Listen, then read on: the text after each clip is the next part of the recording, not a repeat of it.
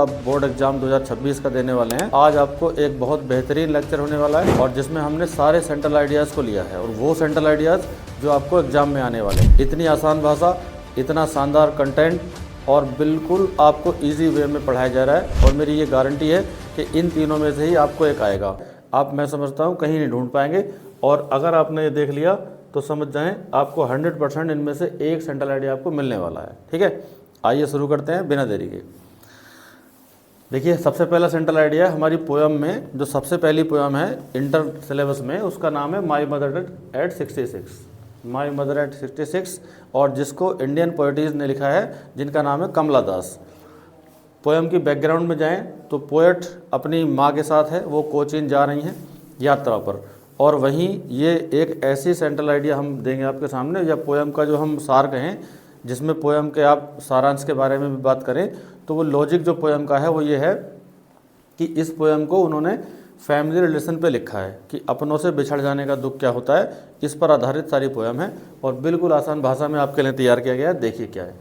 सबसे पहले आपको क्या करना होता है कि पोयम के नाम के साथ साथ पोएट का नाम भी दिखाएं। जैसे the poem my mother at 66 is composed by famous Indian poet Kamala Das. पहली लाइन का मतलब हो गया कि माई मदर एट 66 कविता रचित है प्रसिद्ध भारतीय कवि कमला दास के द्वारा, यानी कमला दास प्रसिद्ध भारतीय कवियत्री हैं, उनके द्वारा रचित माई मदर एट 66 पोयम है।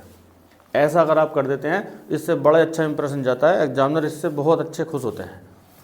नेक्स्ट है द मेन थीम, मुख्य विषय वस्तु या मुख्य सार ऑफ दिस पोयम, इस कविता का इज ग्रोइंग एज, बढ़ती हुई उम्र है, एंड द फियर और डर है ऑफ लॉजिंग डियर वंस, प्रियजनों को खो देने का। सीधी बात क्या हुई कि मुख्य विषय वस्तु इस कविता की बढ़ती हुई एज और अपने प्रियजनों को खो देने का डर है, यानी इस बेस पर पोयम लिखी गई है, इस चीज़ को आधार में रख के। द पोएट इज ड्राइविंग, कवित्री यात्रा कर रही हैं, विद हर मदर, अपनी माँ के साथ, टू कोचीन, कोचीन जा रही हैं वो, वहाँ से वो एरोप्लेन से जाएंगे कहीं आगे। हर मदर, उनकी माँ, इज़ वेरी ओल्ड, बहुत बूढ़ी हैं। जो माँ साथ है वो माँ बहुत बूढ़ी हैं और उनके साथ वो यात्रा पर हैं और यात्रा जा रही है कोचीन। ठीक है, कोचीन एक हवाई अड्डा है जहाँ से वो आगे यात्रा करेंगी। ठीक है, अब यहाँ उन्होंने सारी उन सैड फीलिंग्स को दिखाया है। तो यात्रा पर हैं, देखिए पोएटिस। फिर आगे, सीइंग हर मदर, अपनी माँ को देखकर, स्लीपिंग, सोता हुआ अपनी माँ को देखकर, द पोएट बिकम सैड, कवियत्री दुखी हो जाती हैं। उनके पास में उनकी माँ सोई हुई है कार में और वो उसको देखकर दुख में भर रही हैं। क्यों दुख में भर रही हैं? से थिंग्स, वह मानती हैं, सोचती हैं, दैट की हर मदर, उनकी माँ, विल डाई वेरी सून, बहुत जल्दी ही मर जाएंगी। वो सोचती हैं कवियत्री कि उनकी माँ बहुत जल्दी मर जाएंगी। ऑल दीज थॉट्स, ये सारे विचार, मेक्स हर ग्लोमी, उन्हें दुखी कर देते हैं। कवियत्री को ये सारे विचार दुखी कर देते हैं या उससे उन्हें दुख हो जाता है। शी ट्राइज, वह कोशिश करती हैं, टू रिमूव, दूर करने का, दीज सैड थॉट्स, इन दुखद विचारों को दूर करने का वह प्रयास करती हैं। बाय लुकिंग आउटसाइड, बाहर देखकर, यानी वो खिड़की से बाहर देखकर ये इन दुखद विचारों को दूर करना चाहती हैं।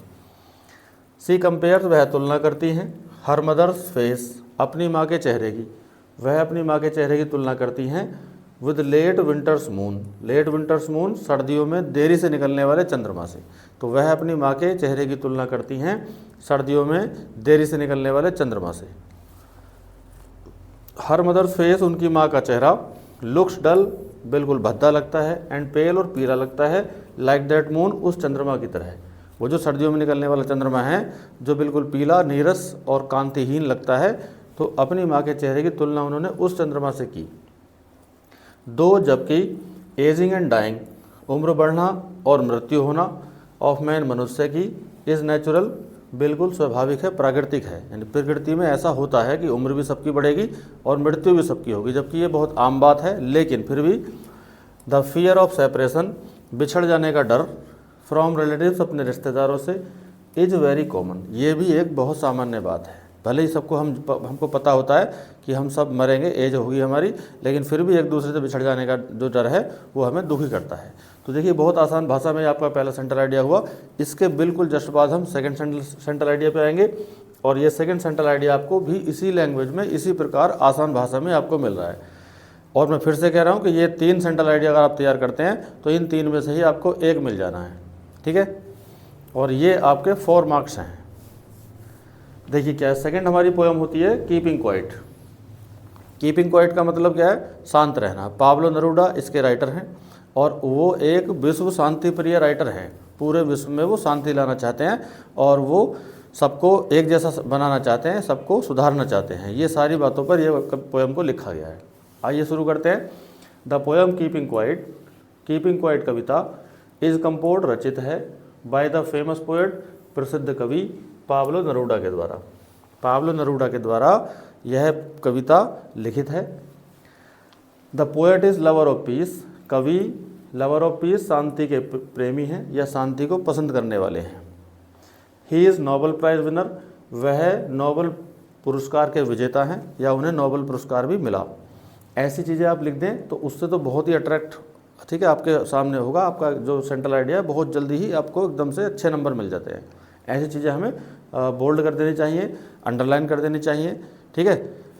अगली बात, इन दिस पोएम, इस कविता में ही थ्रोज लाइट, वह प्रकाश डालते हैं ऑन द इम्पोर्टेंस, महत्व पर, of self introspection.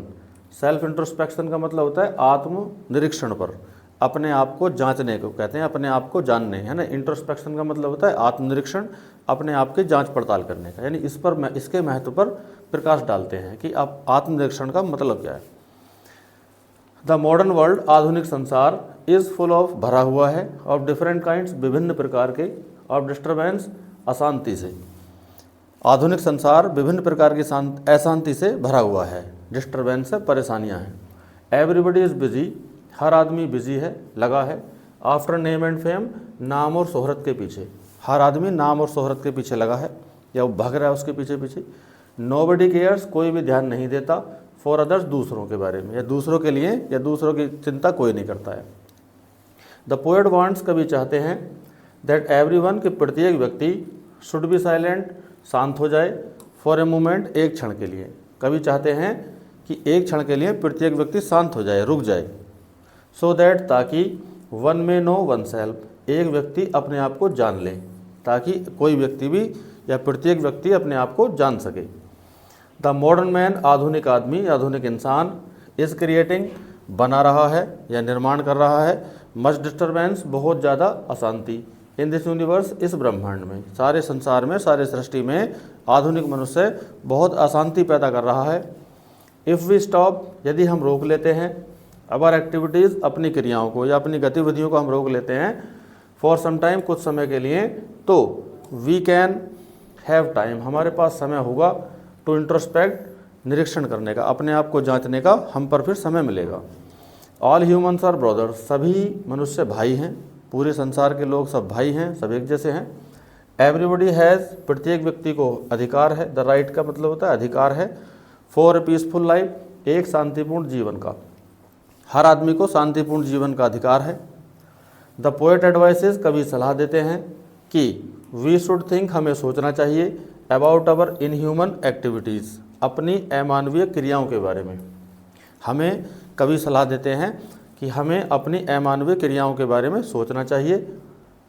So that, ताकि, we create a peaceful world for everybody, ताकि हम बना सकें ए पीसफुल वर्ल्ड, एक शांतिपूर्ण संसार, फॉर एवरीबडी, प्रत्येक व्यक्ति के लिए, ताकि हम प्रत्येक व्यक्ति के लिए एक शांतिपूर्ण संसार बना सकें। ठीक है, बिल्कुल आसान भाषा में आपके सामने ये भी आ गया है। नेक्स्ट वन हम देखते हैं। मैं फिर से कहूँगा ये बात कि आपको इनमें से एक ज़रूर ही मिल जाना है, ठीक है। अगर आप इन 3 को तैयार कर लेते हैं तो इससे बहुत सारी चीज़ें आपको हेल्पफुल होंगी। नेक्स्ट हमारी पोएम है a thing of beauty. A thing of beauty, इसको लिखा है जॉन कीट्स ने, रोमांटिक एज के कवि हैं और बहुत ही शानदार लिखते हैं, काफ़ी इंटरेस्टिंग उनकी कविताएँ हैं। देखिए क्या है, the poem a thing of beauty. A thing of beauty Kavita is compose, रचित है, by the romantic poet John Keats, romantic कवि जॉन कीट्स के द्वारा। इस तरह के शब्दों को अगर आप लिखते हो एक्स्ट्रा से तो फिर ये बहुत ही इंप्रेशन डालते हैं आपकी लैंग्वेज पर। दिस पोएम थ्रोज लाइट, यह कविता प्रकाश डालती है, ऑन द वैल्यू, कीमत पर, ऑफ ब्यूटीफुल थिंग्स, सुंदर चीज़ों की। सुंदर चीज़ों की कीमत या सुंदर चीज़ों के महत्व पर यह कविता प्रकाश डालती है कि सुंदर चीज़ों का महत्व क्या है। अकॉर्डिंग टू द पोएट, कवि के अनुसार ब्यूटीफुल थिंग, सुंदर चीज़ें, गिव्स जॉय फॉर एवर, सुंदर चीज़ें आनंद देती हैं, फॉर एवर, हमेशा के लिए। कवि के अनुसार जो सुंदर चीज़ें हैं वो अनंत आनंद देती हैं या हमेशा आनंद देती रहती हैं, उनका कभी भी एंजॉइंग या जो लोगों को खुशी बांटती हैं वो कभी ख़त्म नहीं होता है। दे नेवर एंड्स, वे कभी ख़त्म नहीं होती। इन नथिंगनेस, अर्थहीनता में, अर्थहीनता का मतलब वो बिल्कुल बेकार नहीं होती, उनका हर समय ही यूज़ होता है या वो हर समय ही अपना आनंद बांटती रहती हैं सबको। वे चीज़ें गिव्स पॉजिटिविटी, सकारात्मकता देती हैं, एंड मोटिवेशन, प्रेरणा देती हैं, इन अवर हार्ड टाइम, हमारे कठोर समय में, वे हमारे कठोर समय में या मुश्किल समय में हमें सहारा देती हैं, सकारात्मकता देती हैं और प्रेरणा देती हैं। Whenever there is problem, जब कहीं कभी भी कोई समस्या होती है, और हार्ड टाइम इन लाइफ, या जीवन में कठिन समय आता है, ए थिंग ऑफ ब्यूटी, एक सुंदर वस्तु, गिव्स एनकरेजमेंट, हमें प्रोत्साहन देती है, हिम्मत देती है। नेचर आल्सो प्लेज, प्रकृति भी निभाती है, a great role in this matter, एक बड़ी भूमिका इस मामले में, प्रकृति भी इस मामले में बड़ी भूमिका निभाती है। नेचर ऑलवेज, प्रकृति हमेशा, टीचेस सिखाती है, गुड थिंग्स, अच्छी बातें, प्रकृति हमेशा अच्छी बातें सिखाती है। द ब्यूटी, सुंदरता, हैज़ द एबिलिटी, सुंदरता योग्यता रखती है, टू ट्रांसफॉर्म, बदल देने का या परिवर्तन करने का, लाइफ, जीवन को, सुंदरता के अंदर जीवन को परिवर्तित करने का योग्यता होती है या वो जीवन को परिवर्तित करने की क्षमता रखती है। इट रिमूव्स, यह दूर कर देती है, नेगेटिविटी, नकारात्मकता को, एंड ब्रिंग्स, और लाती है, पॉजिटिविटी इन लाइफ, सकारात्मकता जीवन में, यह जीवन में नकारात्मकता को दूर करती है और सकारात्मकता को लाती है। इट कैन बी, यह हो सकती है, इन एनी फॉर्म, किसी भी रूप में, यानी ये सुंदरता किसी भी रूप में हो सकती है, जैसे प्रकृति के रूप में, टेल्स, कहानियों के रूप में, एंड नोबल डीड्स, और श्रेष्ठ कार्यों के रूप में, ऑफ एंसेस्टर्स, हमारे पूर्वजों के, यानी ये किसी भी रूप में हो सकती है, जैसे प्रकृति के रूप में हो सकती है, कहानियों के रूप में हो सकती है, या हमारे पूर्वजों ने जो अच्छे काम किए हैं वो भी सुंदरता का उदाहरण है।